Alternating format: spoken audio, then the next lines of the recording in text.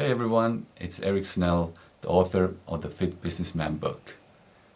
And today we're going to discuss getting shredded for a photo shoot. And I'm not a personal trainer, I'm not a professional bodybuilder, and I don't compete or make a living out of fitness. I'm a banker.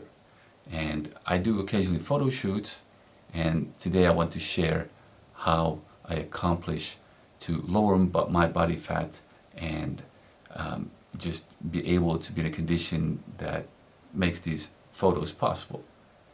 And I think there's three parts to the equation here.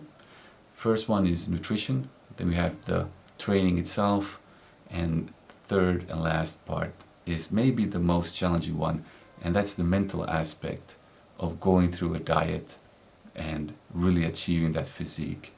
Because if it would be really easy, then everyone would look like you see on all these photos. So let's start off with nutrition.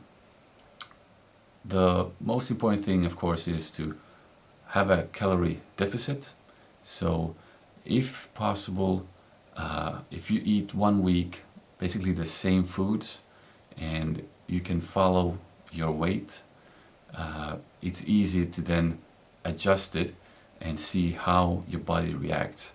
And traditionally there's a sort of a concept of taking away carbohydrates, and the idea is that carbohydrates equals energy, and that's sort of the least thing we need.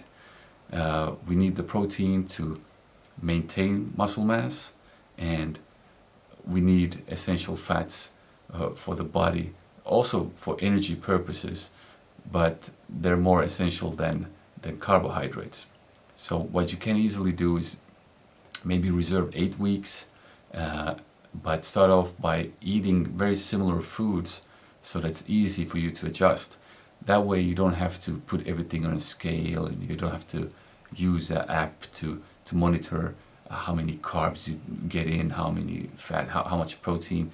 Because if you have a lot of variation in your diet, which is very good, it becomes a bit tricky to adjust it. And I would say with the nutrition part, it's just important that you get enough protein and you get all the vegetables, all the vitamins, the minerals that you need. Because once your body starts to fight in a calorie deficit, you're gonna need to make sure that you don't do something stupid so that you get health issues because of the dieting. It's really not healthy to have a low body fat, and it actually doesn't feel that good either to have a low body fat. So if you have about 8 weeks to go to your photo shoot, I really suggest that you first cut off all the easy stuff like ice cream, French fries, and mayonnaise, and candy and ice cream. It's very simple. It's actually very difficult to gain weight if you just eat non-processed foods. So if you can get your hands on steaks, chicken, turkey, eggs, fresh fruit, fresh vegetables, just focus on having that at home, and just don't have any sweet stuff in the house. Try to avoid going to places where you know it's going to be a temptation, or it's going to be difficult for you to say no thank you to a lot of the sweet stuff that's offered. And leading up to the photo shoot, in my experience, the easiest way for me to get really lean is to really start cutting the carbohydrates. And even the very last days just before the shoot, what I do is I read this somewhere, and I thought I would try it, and it worked really well. And that was to just eat fish and vegetables. That's it, fish and vegetables. And I hope you're a good cook, because that might not taste that well. But fish and vegetables the last days, and man, that had an amazing effect. So, but that's, we're going to come later to the mental part of this, but eating fish and vegetables, man, you're gonna get in really nice shape. It's that's sort of the biggest part is really to get all the water out from the body, and like we discussed before, carbohydrates really link and attract the water, absorb it. So yeah, once you cut carbs, you will also notice that you lose a lot of liquid from your body. So especially in the start, if you're gonna probably drop a lot of weight, and I wouldn't be you shouldn't be too impressed by yourself. It's just water weight. And I think the nutrition is kind of easy that way. Then a lot of times the day before the photo shoot, in the evening, have something like a burger. One theory is that will actually fill up your glycogen stores, and you will look more fuller in the photo shoot the next day. But also the other part is, of course, that you might be able to sleep a bit better, because it's not going to be easy to sleep when you eat less than your body wants to eat, and you don't necessarily get all the food that the body really wants. And especially carbohydrates, I think they help you sleep. I remember when I had my last photo shoot, and it was really difficult to sleep the last nights. And but that's about it for the nutrition. For the training itself, there, of course, you need to push yourself quite hard and add training sessions. What I think is a good strategy is to go to group classes. Part of your training during the week should be group classes where someone else is telling you what to do, how much to do, and there's other people around that's actually pushing you to do the exercises.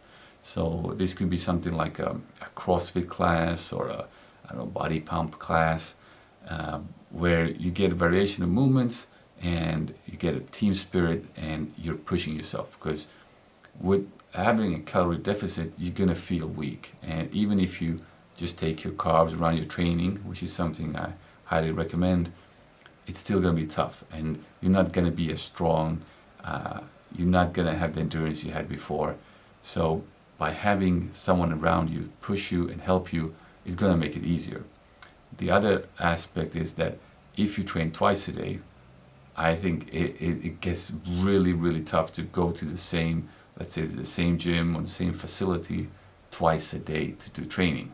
That's really tough. So it's easier to, like I remember I used to do in the morning for work, I went to a CrossFit class, and then at lunch I just went for the gym just for 30 minutes, but I got amazing results. And someone asked, well, isn't that overtraining? Well, I guess they haven't seen how I train. I don't train that tough. I'm actually really lazy. You wouldn't believe it, but I don't push myself that much. So that's also why I'm not really doing CrossFit, because mentally it's really tough for me to just go for, it feels like for no reason. So it's not always about going to the limit of pushing yourself. It's about showing up. And a lot of times it's easier to show up twice and train, how it feels, and according to how you can really push yourself without losing your interest in it. Because I could go 3 days really, really hard, and then I had it, or then my body's aching so much that I can't train the next day. So also for the training, in order for you to increase the training sessions, you have to actually accommodate your body to it, and you need to gradually increase the training so that you're already doing a lot of training before you go into the calorie deficit. So 9 weeks before, you should be already accustomed to training almost every day, preferably every day.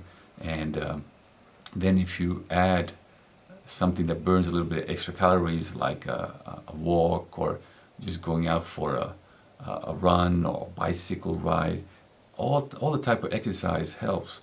So really focus, when you go to the gym, really focus on training the muscles like you used to. You're probably going to feel weaker. It doesn't matter. one thing, of course, is nice that if you have the carbs around the training, you're still going to get a good pump, and you're going to see in the mirror instantly, I would say in 2 weeks, you're going to see changes. And hopefully that will then inspire you to continue with the training, with the nutrition. And then just before the photo shoot, there's also another theory about really emptying the body from sort of glycogen and refilling that just before the photo shoot. So the idea is to do something like you could do a circuit in the gym, for instance, where you just do long sets of each muscle group. Try to really use all the glycogen you have in your body, and then the idea is that you will sort of overcompensate the next day when you have the photo shoot, and you have some fast carbs just before you shoot. You pump up your muscles, and hopefully the subconscious water, water, what do you call it, under the skin, is actually going into the muscle and being drawn into the muscle, so that your skin looks very thin and your muscles will look bigger. So that's something you can also play around with. What I did in my photo shoots, I usually do, if I have a photo shoot on Saturday, I will actually take the Friday off and then also do a photo shoot, but then more like, you ask a friend to take some photos, or your spouse, and take with the mobile phone, take with the regular camera. And I don't know about this carbing up for the photo shoot. Does it really matter? You're gonna look fat or fit. There's a very thin line there.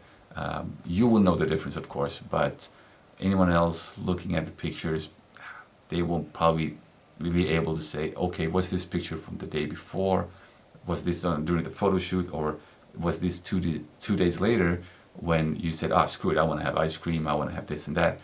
And I really recommend that you take photos before, on the photo shoot day, and after as well, because sometimes you try to play with the training, you try to play with the food, and you might not sleep that well, you might be nervous as well. That's also a thing, that if you're really nervous, you're not going to be sleeping well. And so take photos before, during the photo shoot, and after as well. And it doesn't matter if you take it with a mobile phone or any camera. And also you might want to have different professionals take the photos. And that's one thing I'm really happy about, that when I did the photo shoot, my first one, I tried to find the best photographer I could, and I'm so happy I did, because afterwards those pictures are forever. And man, if they would be just blurry, or the colors wouldn't be right, it would be very difficult. And luckily my photographer that I've been using, he's really good at also looking at the lighting. So we had some awesome shots where you can have light from the window, and that natural light just hits the body so well.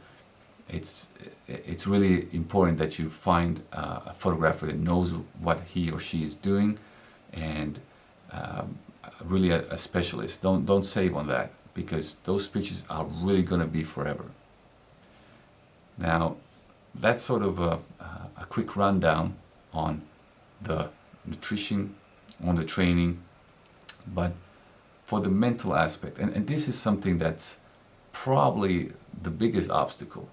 And the biggest obstacle is that when you train, of course, before you decide to do a photo shoot, a fitness photo shoot, let's say, of course, it would be good that you're in quite good shape. And for guys, that means usually that your sleeves are a bit tight, your arms look quite big in those sleeves, and people can tell that you're probably into fitness.